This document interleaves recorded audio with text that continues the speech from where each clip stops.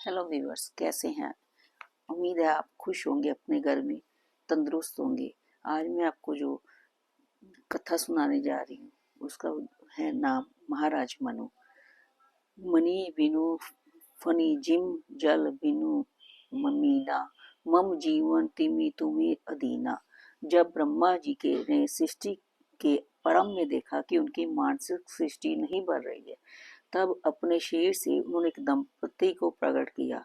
ब्रह्मा जी के लिए दाहिने अंग से मनु तथा बाएं अंग से उनकी पत्नी शतरूपा प्रकट हुई। ब्रह्मा जी ने मनु को सृष्टि करने का आदेश दिया। उस समय पृथ्वी जल में डूब गई थी। मनु ने स्थल की मांग की प्रजा विस्तार के लिए। ब्रह्मा जी के प्रार्थना पर भगवान ने वारा रूप धारण करके पृथ्वी का उद्धार किया। पृथ्वी का उद्धार हो जाने पर मनु अपनी पत्नी के साथ तप करने लगे। तप के द्वारा उन्होंने भगवान को प्रसन्न किया। भगवान दर्शन करके भगवान की आज्ञा से महाराज मनु ने प्रजा उत्पन्न करना स्वीकार किया, क्योंकि संतान उत्पादन का मुख्य उद्देश्य ही ये है कि संतान उत्तम गुण वाली तथा भक्त वक्त हो और वे अपने पूर्वजों को परलोक में अपने कर्मों से संतुष्ट करें। काम वासना स्त्री सेवन तो एक प्रकार का पाप ही है। वासना से उत्पन्न की गई संतान में भी वासना ही प्रदान होगी। तब भगवत भजन आदि के द्वारा सब अपना चित्त निर्मल हो जाए तभी संतान उत्पन्न करनी चाहिए। ये हिंदू धर्म की बड़ी पवित्रता मानता थी। भगवान का दर्शन हो जाने के पश्चात मनु ने शतरूपा से 2 पुत्र तथा 3 कन्याएं उत्पन्न की। महाराज मनु के पुत्र हुए प्रियव्रत एवं उत्तानपाद तथा कन्याएं हुई आकुति, देवहूति और प्रसूति। सृष्टि के प्रथम कल्प में इन स्वयंभू मनु महाराज की संतानों ही पृथ्वी पर सभी मनुष्य वंश बढ़े।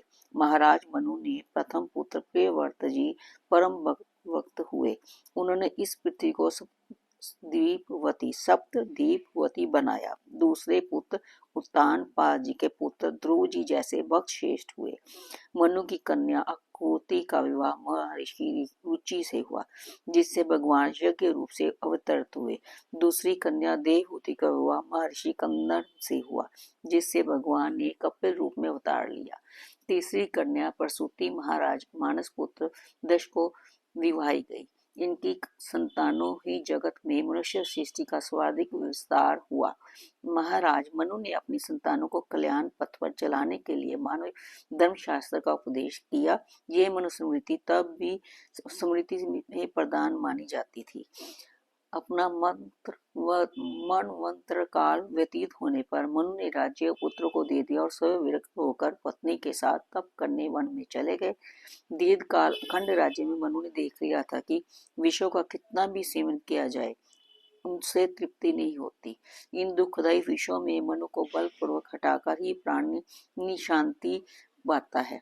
मनुष्य विषय भोगों को त्याग कर वे वन में पहुंचे और अपने भगवत प्राप्ति के लिए कठोर तप करने लगे। वह द्वार साक्षर मंत्र का निरंतर जप करने था, बराबर उनका चित्त भगवान वासुदेव में लगा रहता। उनके मन में केवल एक इच्छा थी कि सुरेश्वर सर्वमय परम प्रभु है, उनका इन चर्म चक्षु से साक्षात्कार हो। वह दयामय प्रभु यद्यपि अखंड है, अनंत है, निरुपाधि स्वरूप है, किंतु वह भक्त वत्सल भक्त के वंश में रहते हैं। भक्तों पर कृपा करके लिए वह नाना मंगलमय रूप धारण करते हैं। अवश्य वह दयामय मुझ पर दया करेंगे। मनु इस अविचल विश्वास में तपस्या में लगे रहे। उनके साथ उनकी साध्वी पत्नी शतरूपा भी तप कर रही थी। दीर्घ काल तक वह केवल जल पीकर रहे और फिर उसे भी छोड़ दिया। वह महान दंपति एक पैर से खड़े होकर भगवान में चित्त लगाए एकाग्र मन से प्रतीक्षा कर रहे थे कि कब वह करुणामय कृपा करते हैं। अनेक बार ब्रह्मा जी तथा दूसरे देवता मनु के समीप आए। उन्होंने वरदान मांगने को कहा, किंतु मनु की निष्ठा में अंतर नहीं पड़ता है। वे अपने निश्चय पर स्थिर रहे। अपने आराध्य को छोड़ दूसरे से उन्हें कुछ कहना नहीं था। तपस्या करते करते दंपति के शरीर अस्थियों के ढांचे मात्र रह गए, किंतु उनका मन प्रसन्न था। उनके विचित्र में खेल या निराशा का नाम था नहीं, बिल्कुल भी नहीं था। भगवान की कृपा से उन्हें पूरा भरोसा था। अंतः प्रभु द्रवित हुए। आकाशवाणी महाराज मनु को वरदान मांगने को कहा। वह साधारण आकाशवाणी नहीं थी।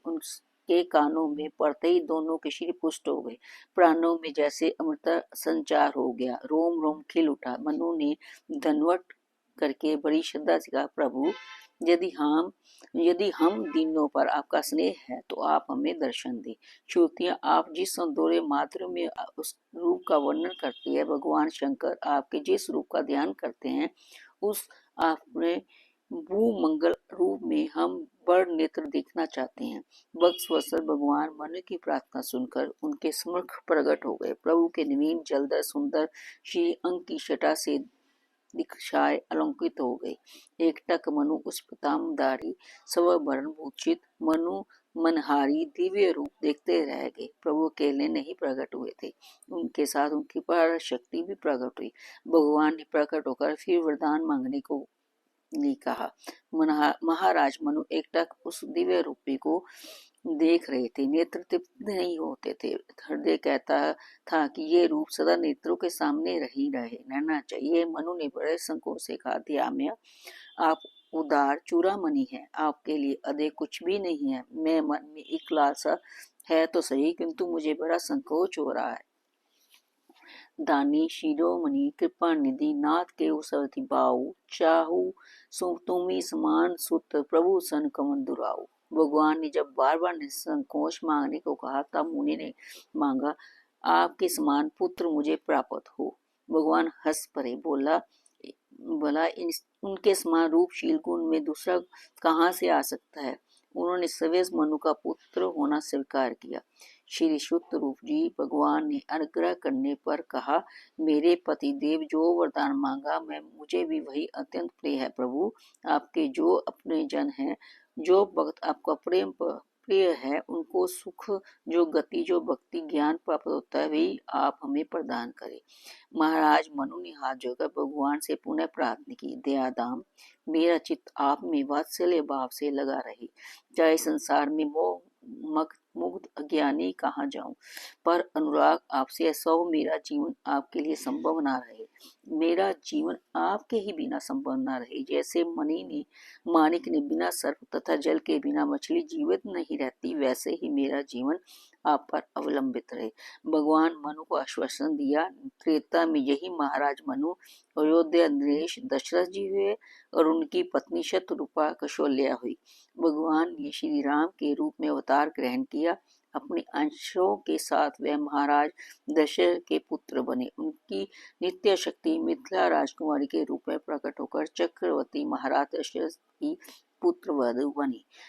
ये देखिए कैसी लगी आपको कथा, मुझे जरूर बताइए। ये प्रसंग इतना अच्छा है कि भगवान और भक्त का कितना प्रेम आपस में होता है, कैसे भगवान अपने भक्त के लिए दौड़े चले आते हैं। मनुष्य सोचता कुछ रहता है कि मुझे ये चाहिए, मुझे वो चाहिए, लेकिन भगवान को पाने के लिए बहुत कठोर तपस्या करनी पड़ती है। मुझे ये मेरी स्टोरी, मेरी कथा आपको कैसी लगी, कृपया आप मुझे जरूर बताइए। धन्यवाद।